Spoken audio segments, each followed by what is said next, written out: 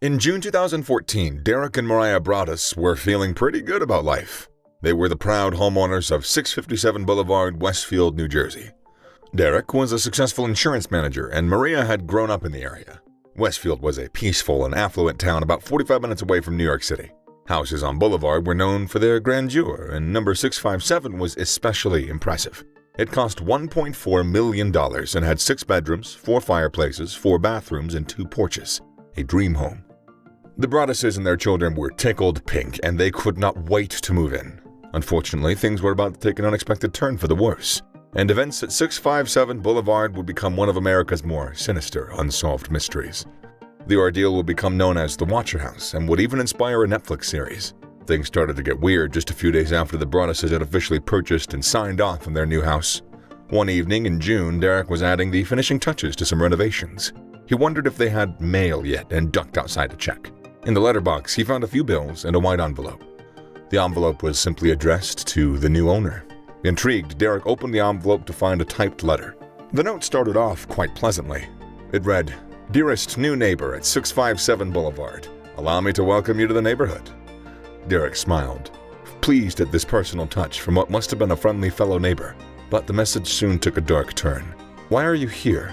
the writer asked. Derek frowned. The author claimed that they had been put in charge of watching the house and waiting for its second coming. Derek began to get a bad feeling. The writer went on to ask, "Do you know the history of the house? Do you know what lies within the walls of 657 Boulevard?" It seemed that watching the house was something of a family tradition. "My grandfather watched the house in the 1920s, and my father watched in the 1960s. It is now my time," said the message. Then the letter started to become more threatening. The writer expressed their displeasure with the Broadduses for hiring several contractors and changing the house from its desired original form. "I see already that you've flooded 657 Boulevard with contractors so that you can destroy the house as it was supposed to be," the author wrote. And then, ominously, tisk, tisk, tisk. "Bad move. You don't want to make 657 Boulevard unhappy." The letter finished on a distinctly creepy note. Referring to the Broadduses' children, "Do you need to fill the house with the young blood I requested?" the writer asked. And then, "Better for me?"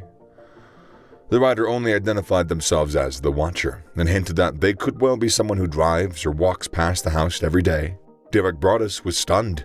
It was 10 o'clock that night, and he raced around the house, turning off lights and peering out the windows to see if they were being watched. And then he called the police. When the officer arrived and read the letter, he too was unnerved, and he agreed that there was certainly reason to be concerned. Maria Broaddus was still in their old house with the children. Derek raced back to show her letter, which left her understandably alarmed. The next day, they met the house's previous owners, Andrea and John Woods. The Woodses revealed that they had also received a very similar letter from someone calling themselves the Watcher. Andrea Woods said that, like the Broadduses' letter, the Watcher had mentioned that keeping an eye on the number 657 was a family tradition. However, it was the first time it had happened in the 23 years that they had lived there, so the Woodses simply dismissed it as a prank. But when they read the Watcher's letter to the Broaddus family, they realized that they were dealing with a very disturbed individual. The Woodses accompanied the Broadduses to the police station, who agreed that it was a worrying message. Referring to the Broaddus children as young blood was especially troubling. The police urged the Broadduses not to mention the letter to anybody, most of all to their new neighbors, who were now all considered to be suspects.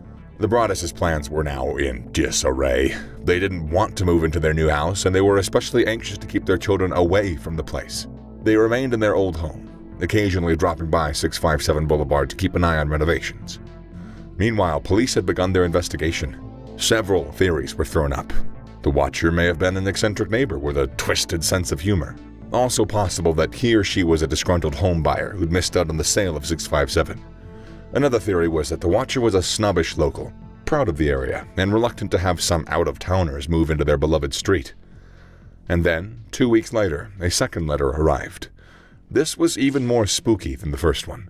The Watcher was now using the Broaddus children's nicknames that could have only been learned by being in close vicinity to the house. The letter was dark, and it was threatening. "Will the young blood play in the basement?" it asked. "Or are they too afraid to go down there alone? I would be very afraid if I were them. It is far away from the rest of the house." The Watcher continued with even more intimidating ranting.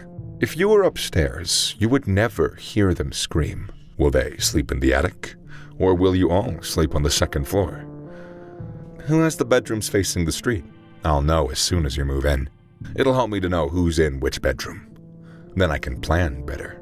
The letter also referenced an easel that one of the children used inside an enclosed front porch. This led to the Broadduses and the police to think that it was almost definitely a neighbor.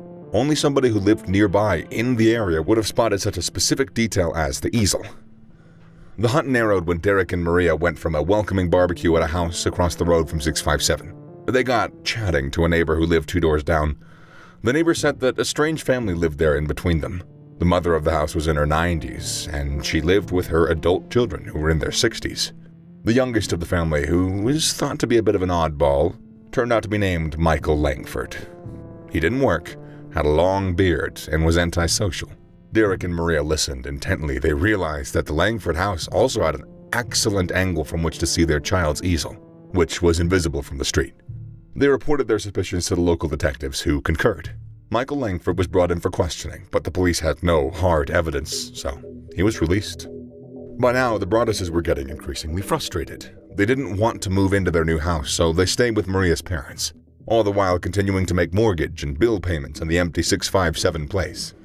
Derek was particularly incensed, furious that someone wanted to torment, someone wanted to threaten his family. They hired a private investigator who looked into the Langfords, but he couldn't dig up anything on them. However, he did find that there were 2 known sex offenders living in the area, which opened up the possibility of new suspects. Yet another potential suspect was in the house behind 657. A contractor told the Broadduses that in the house to Rear's garden, he had seen an elderly man sitting on a deck chair facing the Broaddus house. The contractor had thought it odd that the deck chairs faced number 657 and told Derek and Maria. Derek started bringing a knife with him when he visited the house, and they advertised for military veterans to patrol the house. And then, just 6 months after signing off on the house, they decided to sell. They reasonably hoped that with the renovations, they'd at least be able to make a profit off of the $1.4 million they paid for the house. But word had gotten out about the Watcher, and the market on 657 had frozen. No buyers seemed particularly keen, and certainly not for the asking price. Racked with stress, the Broadduses decided to rent out their house. They hadn't spent one night in it as a family, and still, the letters kept coming. By now, the Watcher's mental state had seriously deteriorated, and some of the threats were genuinely very frightening. The Watcher made plain threats to Derek and Maria, promising them gruesome deaths or sickness. Maybe a car accident, maybe a fire, maybe something as simple as a mild illness that never seems to go away. In the 4th and final letter, there was a gloating tone. The Watcher simply stated, "You are despised by the house," and the Watcher won. By now, the Broadduses were resigned to their fate and accepted that they would never live in 657 Boulevard. In 2019, they finally sold the house for just $950,000, negative $400,000. That's $400,000 in the hole. They had suffered extreme stress-related illnesses, and they were mentally drained. Despite the ordeal, the Broaddus family decided to remain in Westfield. They bought another house, and they've since tried to maintain a low profile.